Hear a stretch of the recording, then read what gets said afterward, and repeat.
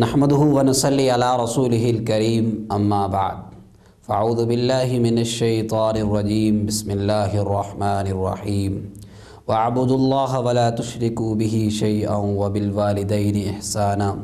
وبذي القربى واليتامى والمساكين والجار ذي القربى والجار الجنب والصاحب بالجنب وابن السبيل وما ملكت أيمانكم إن الله لا يحب من كان مختالا فخورا صدق الله مولانا العظيم وقال النبي صلى الله عليه وسلم ما زال جبريل يوصيني بالجار حتى ظننت أنه سيورثه او كما قال علیہ الصلاۃ والسلام۔ انسان کا اپنے ماں باپ، اپنی اولاد اور جیسے اپنے عزیز و اقارب سے واسطہ رہتا ہے، تعلق رہتا ہے، اسی طرح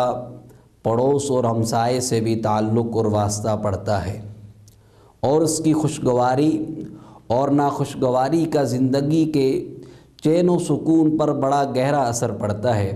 اسلامی تعلیمات نے پڑوس کے حقوق کی بڑی تاکید فرمائی، اور جہاں والدین اور عزیز و اقارب کے حقوق بیان فرمائے، وہاں پر پڑوسیوں کے حقوق کو بھی بیان فرمایا۔ چنانچہ ارشاد باری تعالیٰ ہے وَاعْبُدُوا اللَّهَ وَلَا تُشْرِكُوا بِهِ شَيْئًا وَبِالْوَالِدَيْنِ إِحْسَانًا کہ اللہ کی عبادت کرو اور اس کے ساتھ کسی کو شریک نہ ٹھہراؤ، اور اپنے والدین، اپنے عزیز و اقارب اور یتیموں اور مسکینوں کے ساتھ حسن سلوک اختیار کرو، اور فرمایا کہ والجار ذی القربى والجار الجنب، قریب کے پڑوسی اور دور کے پڑوسی، ان کے ساتھ بھی تم حسن سلوک اختیار کرو۔ الجار ذی القربى، عام مفسرین اس بات میں لکھتے ہیں کہ الجار ذی القربى سے مراد وہ پڑوسی ہیں جو آپ کے گھر کے ساتھ رہنے والے ہوں۔ والجار الجنب، اس سے مراد وہ پڑوسی ہیں جو ذرا دور رہنے والے ہوں، آپ کے گھر سے ذرا دور رہتے ہوں۔ اور حضرت عبداللہ ابن مسعود رضی اللہ تعالیٰ عنہ فرماتے ہیں الجار ذی القربى سے مراد رشتہ دار پڑوسی ہیں، جو پڑوسی آپ کے رشتہ دار ہیں۔ والجار الجنب سے مراد وہ پڑوسی ہیں جو رشتہ دار نہ ہوں۔ بعض مفسرین نے لکھا کہ الجار ذی القربى سے مراد مسلمان پڑوسی ہیں، والجار الجنب سے مراد غیر مسلم پڑوسی ہیں۔ اور آزاد مفسرین نے لکھتے ہیں کہ الفاظ قرآنی ان تمام معانی کو متحمل ہے، اور اس بات پہ اتفاق ہے کہ پڑوسی چاہے وہ مسلمان ہو یا غیر مسلم ہو، قریبی ہو، قریب کا ہو یا دور کا ہو، رشتہ دار ہو یا غیر رشتہ دار ہو، اس کے حقوق کا خیال رکھنا اور اس کی مدد کرنا بقدر استطاعت واجب ہے۔ اور نبی علیہ الصلاۃ والسلام نے بھی ان مراتب کو، پڑوسی کے حقوق کو مختلف مراتب میں بیان فرمایا۔ نبی علیہ الصلاۃ والسلام ارشاد فرماتے ہیں الجیران ثلاثۃ، پڑوسی تین قسم کے ہیں۔ فجار لہ حق واحد، ایک وہ پڑوسی ہے جس کا ایک حق ہے، وہو ادنی الجیران حقا، وہ حق کے اعتبار سے سب سے کم تر ہے۔ وجار لہ حقان، اور دوسرا وہ پڑوسی جس کے دو حق ہیں۔ وجار لہ ثلاثۃ حقوق، اور ایک وہ پڑوسی ہے جس کے تین حق ہیں۔ فاما الذی لہ حق واحد، اور وہ پڑوسی جس کا ایک حق ہے، فجار مشرک لا رحم لہ،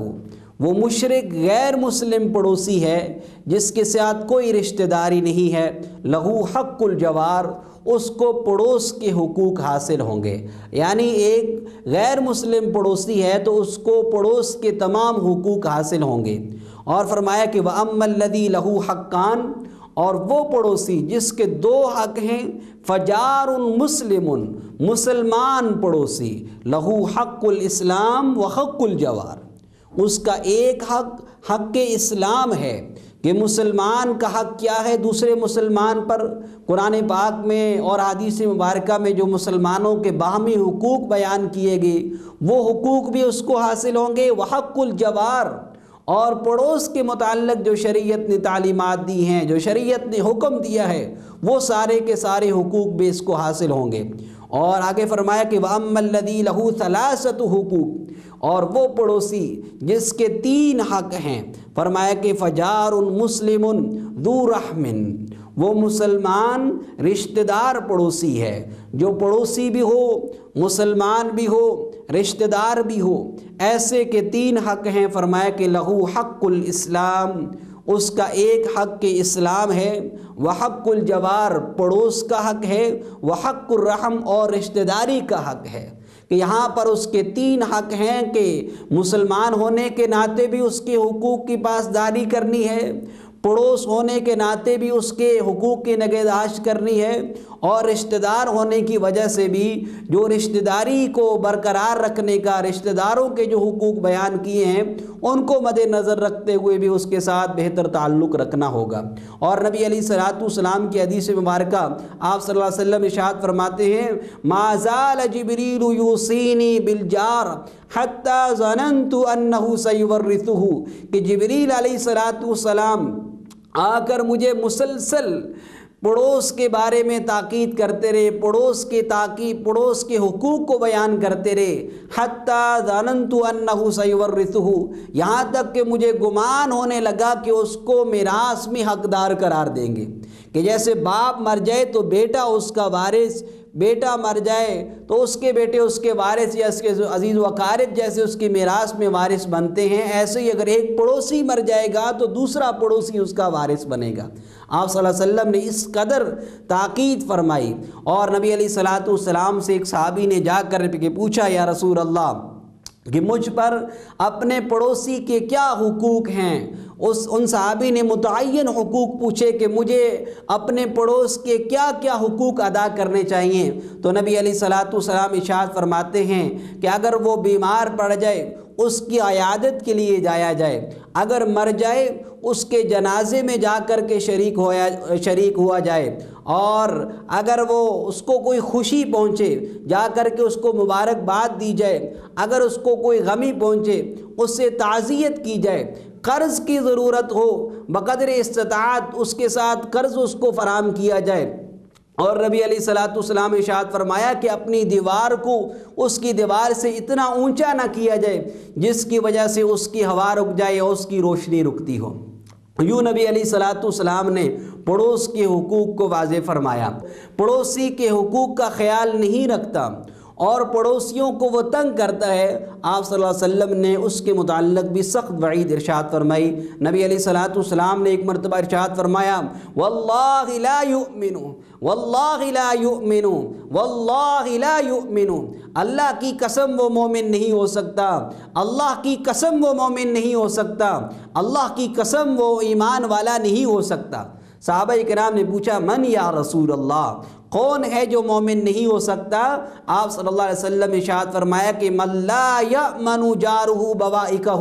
جس کے پڑوسی اس کی شرارتوں سے محفوظ نہ ہو، ایسا شخص مومن نہیں ہو سکتا۔ یعنی کسی مسلمان کے لائق نہیں ہے کہ وہ اس طرح کا طرز عمل اختیار کرے کہ جس سے اس کے پڑوس والے تنگ ہوں۔ اور آپ صلی اللہ علیہ وسلم کے ایک حدیث مبارکہ نبی علیہ الصلوۃ والسلام ارشاد فرماتے ہیں لا يدخل الجنت من لا یأمن جارہ بوائقہ، وہ شخص جنت میں داخل نہیں ہو سکتا جس کے پڑوسی اس کی شرارتوں سے محفوظ نہ ہوں۔ آج میرے دوستو، نبی علیہ الصلوۃ والسلام کی ان تعلیمات سے دور ہونے کی وجہ سے، قرآن کی ان تعلیمات سے دور ہونے کی وجہ سے آج معاشرے میں ہر طرف فساد ہے، اور پڑوس میں ایک دوسرے کے حقوق کو ذرا سی بات پر پامال کیا جاتا ہے، اور اس کی دیہاتوں میں بھی ہے، اس کی یہی کیفیت ہے، اور شہروں میں بھی، لیکن اس کی ذرا نوعیت مختلف ہے۔ دیہاتوں میں ہوتا یہ ہے کہ لوگ ایک دوسرے کو جانتے تو ہیں، عمومی طور پر لوگ آپس میں رشتہ دار ہوتے ہیں، لیکن چھوٹی چھوٹی باتوں پر ناراض ہو جاتے ہیں، حقوق کو وہ پامال کرتے ہیں۔ جیسے کسی کی مرغی دوسرے کے کھیت میں چلی گئی، اس بات کو بنیاد بنا کر کے لڑائیاں شروع ہو جاتی ہیں، اور اسی طرح ایک کی بکری دوسرے کے کھیت میں چلی گئی، اس کی بنیاد پہ بھی لڑائیاں ہوتی ہیں۔ یوں دیہاتوں میں ایک دوسرے کو جانتے تو ہیں، رشتہ داریاں بھی ہوتی ہیں، لیکن ذرا سی بات پر لڑائی جھگڑے اور دنگا فساد ہوتا ہے۔ شہروں میں اس کی نوعیت مختلف ہے کہ شہروں میں لوگ رہتے ہوئے بسا اوقات سالہ سال رہتے ہیں، لیکن معلوم نہیں ہوتا کہ ساتھ میں کون رہ رہا ہے، کس حال میں رہ رہا ہے۔ آیا وہ کوئی اس کو پریشانی بھی ہے، کوئی غمی بھی ہے، یا اس کو کوئی مصیبت ہے، یا میری ضرورت ہو سکتی ہے۔ ہر ایک کو اپنی دن ہے، اور کسی کے حوالے سے ساتھ میں کون کس حال میں رہ رہا ہے کوئی انسان جاننے کی کوشش نہیں کرتا۔ تو یہ طرز عمل بھی شریعت کی تعلیمات کے خلاف ہے کہ ایک انسان سالہ سال رہے اور اس کو یہ معلوم نہیں کہ میرے پڑوس میں کون شخص کس حالت میں رہ رہا ہے، اس کو میری کسی چیز کی ضرورت ہو سکتی ہے،